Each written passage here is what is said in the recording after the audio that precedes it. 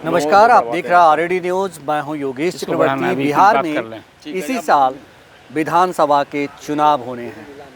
अब 8 से 9 महीने चुनाव में बाकी रह गए हैं, लिहाजा राज्य का राजनीतिक तापमान बढ़ने लगा है। नेताओं के बोल और सुर बदलने लगे हैं। इसी कड़ी में आज आरजेडी के राष्ट्रीय अध्यक्ष लालू प्रसाद यादव ने बीजेपी पर बड़ा हमला बोला है और कहा है कि दिल्ली वाली बात बिहार में नहीं होगी। यानी कि जिस तरह से बीजेपी दिल्ली में अरविंद केजरीवाल को पछाड़कर सत्ता पर काबिज हो गई, वैसी स्थिति बिहार में नहीं होने देंगे। ये दावा लालू प्रसाद यादव ने किया है। कोई असर नहीं पड़ेगा, भाजपा जाएगा। बोल रही है कि सरकार बनाएंगे एकदम पूर्ण बहुमत के साथ। कैसे बना लेगा सरकार? हम लोग रहते हुए सरकार बना लेगा भाजपा। भाजपा को लोग जान गया, तुम लोग को भी लोग जान गया। चलिए हटाइए।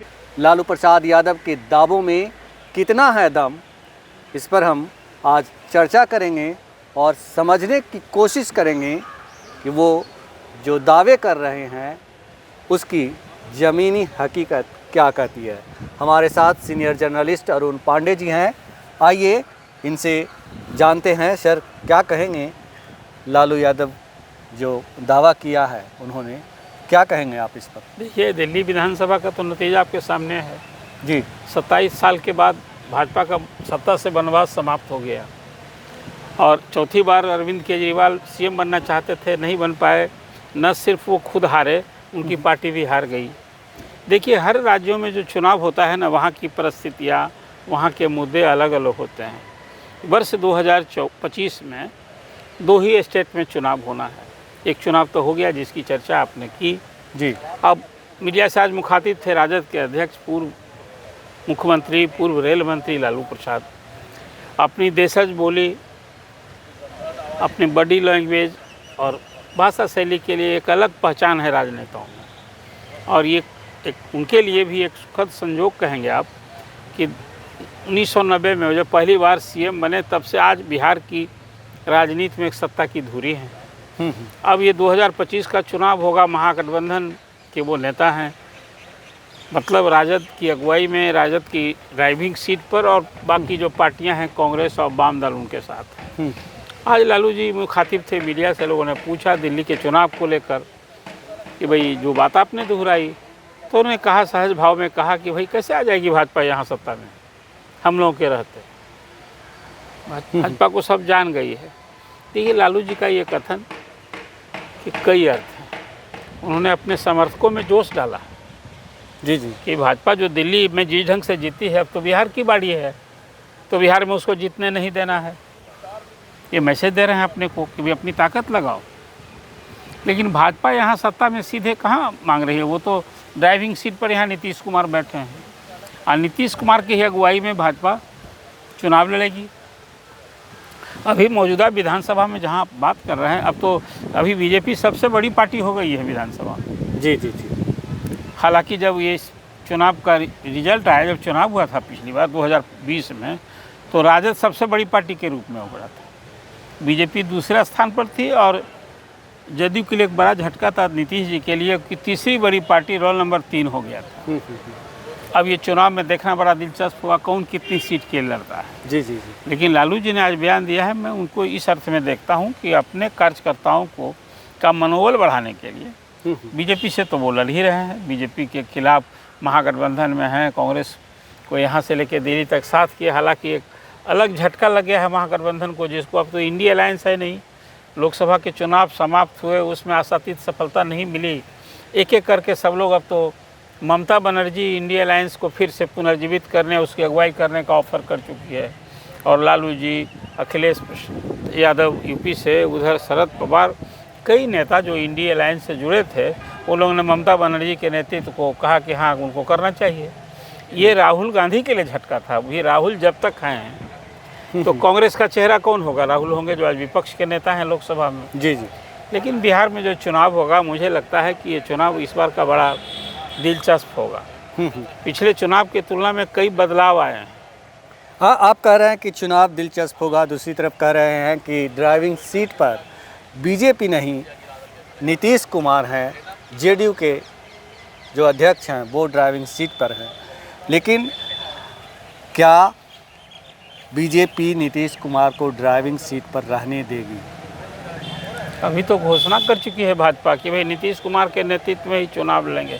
आज सरकार के मुख्यमंत्री हैं, अगुवा हैं, पूरे बिहार की प्रगति यात्रा कर रहे हैं। आज गया जिला में थे वो, कल औरंगाबाद में थे। इसी तरह से उत्तर बिहार के बाद दक्षिण बिहार के भी चंद जिले बच जाएंगे। और ये सरकारी खर्चे पर 225 करोड़ रुपए खर्च हो रहे हैं नीतीश कुमार की प्रगति यात्रा पर। जदयू के अध्यक्ष तो हैं ही, तो चुनाव के पहले एक पूरे बिहार का एक कैंपेन ही शुरू हो रहा है। सरकार की योजनाओं का शिलान्यास उद्घाटन करने के साथ नई नई योजनाओं की घोषणा भी कर रहे हैं। और आज कैबिनेट में मुख्यमंत्री ने प्रगति यात्रा के दौरान अब जिन जिलों में बची घोषणाएं हैं उसके लिए आज राशि भी स्वीकृत होगी। अभी तक कोई 13,000 करोड़ से अधिक जी हमारा कहने का घोषित घोषणाओं के लिए राशि भी दी जा चुकी है। तो जो आपने बात की है, हाँ, यहाँ ड्राइविंग सीट पर नीतीश कुमार और फिलहाल उन्हें कोई चैलेंज भी नहीं दिखता है। हाँ, उनकी उम्र और सेहत को लेकर जो सवाल उठते हैं, जो सवाल उम्र और सेहत का नहीं है, सवाल ये भी है कि पिछली बार जो है नंबर 3 की पार्टी हो गए नीतीश कुमार 2020 में। और ये ऐसी अफवाहें हैं, ऐसी कयासें हैं, ऐसी मतलब हवा है कि भाई बीजेपी जो है वो इस बार फिनिश करने का इंतज़ाम कर चुकी है और उसके लिए प्रशांत किशोर तैयार हैं फिनिश करने के लिए, तो इसीलिए लाए गए हैं जो कहा जाता है। तो मेरा सवाल ये है कि लालू यादव ने जो आज कहा कि भाई हम लोग कहाँ जाएंगे, उन्होंने सिर्फ हम की बात नहीं की, हम लोग कहाँ जाएंगे, तो हम लोग से मतलब नीतीश कुमार भी तो नहीं है। देखिए, जो बात आपने प्रश्न में उठाया है, मुझे नहीं पता है, आपको ठोस जानकारी होगी कि एनडीए में नीतीश कुमार को फिनिश करने की तैयारी है। शायद मुझे कहीं दूर तक किसकी कहीं कोई संकेत नहीं दिखता है। अब रही बात अफवाह, चर्चा और कयास, सबके अपना आकलन होता है। मुझे लगता है कि एनडीए में फिलहाल नीतीश कुमार को कोई चैलेंज नहीं है। जी। और सारी पार्टियां, क्या हम के अध्यक्ष जीतनराम मांझी, लोजपा के अध्यक्ष चिराग पासवान और रालोमा के राष्ट्रीय लोक मोर्चा के अध्यक्ष उपेंद्र कुशवाहा और इवन बीजेपी भी जब घोषणा कर रही है कि नीतीश कुमार हमारे नेता हैं, उनकी अगुवाई में चुनाव लड़ेंगे, तो फिलहाल नीतीश कुमार को कहाँ चैलेंज है। इसलिए जो बातें कही जा रही है कि उनको फिनिश, कुछ लोग ये भी चर्चा किए कि जदयू में 2 धारा, कोई पार्टी में नीतीश कुमार की पार्टी में कोई अलग धारा हो सकती है उनके रहते, क्या कोई जैसे राजद में लालू प्रसाद की पार्टी है उनके रहते कोई अलग धारा हो सकती है क्या? बिल्कुल। देखिए, मीडिया, अखबार और सत्ता की गलियारे में या जो विरोधी दल है वो तो तरह तरह की बात करता है। नहीं, हम उसकी चर्चा में नहीं पड़ना चाहते। आरसीपी सिंह एक प्रमाण है कि जेडीयू में 2 धड़ा था। आरसीपी सिंह नीतीश कुमार के नहीं चाहते हुए भी केंद्रीय मंत्री बने और ये भी कहा जा रहा था कि तख्ता पलट करने की तैयारी में थे। आखिर उन्हें नीतीश कुमार जी से जो इतनी दूरी बनी उसकी वजह कहीं ना कहीं तो बीजेपी है। देखिए, मैं तो पहले आरसीपी केंद्र में मंत्री जब बने थे वो पार्टी के अध्यक्ष भी थे, तो बने थे तो कोई नीतीश कुमार की इच्छा के बगैर बने थे ऐसा मैं नहीं मानता हूँ। ये बात कहने को कोई किसी के गले नहीं उतरेगा। आरसीपी सिंह एक नौकरशाह थे, उनको मुख्यमंत्री के प्रधान सचिव बने, उनको फिर राजनीति में आए तो उनको राज्यसभा में भेजा, उनको पार्टी का अध्यक्ष बनाया, केंद्र में मंत्री बने। ये सारी उनकी प्रगति हुई नीतीश कुमार के ही समझ कारण से। उस समय एक मंत्री का पद मिलना था, मैं शुरू की बात करता हूँ। जी। तो उन्हें आरसीपी को ही ऑप्ट करते या ललन सिंह 2 दावेदार थे। तो उस समय पार्टी ने कहा कि नहीं, हमको 2 पद चाहिए, तो 1 पद ही देने की बात हुई थी, बात नहीं बनी। लेकिन आरसीपी सब केंद्र में मंत्री बने तो उसमें कहीं कोई नीतीश कुमार की इच्छा के बगैर, ये बात सही है कि केंद्र मंत्री बनने के बाद वो भाजपा का ज़्यादा करीब हो गए और तब तक भाजपा से नीतीश कुमार का रिश्ता भी मीठा से खट्टा होते चला जा रहा था। और इसी कारण तो है कि राजद से नई दोस्ती हो गई, 17 महीने दोस्ती हुई। अब अभी तो जो बहुत आरजेडी से जेडीयू, नीतीश कुमार ने तब बहुत बारी बात कही कि भाई हमारे लोगों ने ये सलाह दिया, फिर कहा कि हमसे ये गलती हो गई। अब तो हम बार बार बोल रहे हैं कि बीजेपी के हम साथ हैं, रहेंगे अब इधर उधर नहीं जाएंगे, 2 बार हमने गलती की। जी जी। तो जो कोई व्यक्ति कहता है भरोसा तो उसी पर कीजिएगा ना। फिलहाल मुझे लगता है कि पूरे चुनाव के पहले जो चर्चा हम कर रहे हैं, नीतीश कुमार को अपने एनडीए में कोई थ्रेट नहीं। जी जी। चुनाव से पहले, चुनाव के बाद? अब चुनाव के बाद पहले तो नतीजा आने दीजिए। जी जी। अभी तो जब चुनाव हुआ, मुख्यमंत्री रहते उनकी पार्टी तीसरे स्थान पर होगी। तो लालू यादव जो कह रहे हैं उसमें कुछ मतलब आपको नहीं लग रहा कि मतलब? लालू प्रसाद दावा कर रहे हैं हर कोई चुनाव के पहले, क्या अभी चुनाव लड़ने के पहले उनको हथियार डाल देना चाहिए? ये दावा कर रहे हैं अपने कार्यकर्ताओं का, वो पार्टी के कमांडर इन चीफ हैं, तो अपने जवानों को तो इस तरह से जोश डालेंगे ही। लेकिन लालू जी के दावे में कितना दम है ये तो अब नतीजा नहीं दीजिए ना पहले।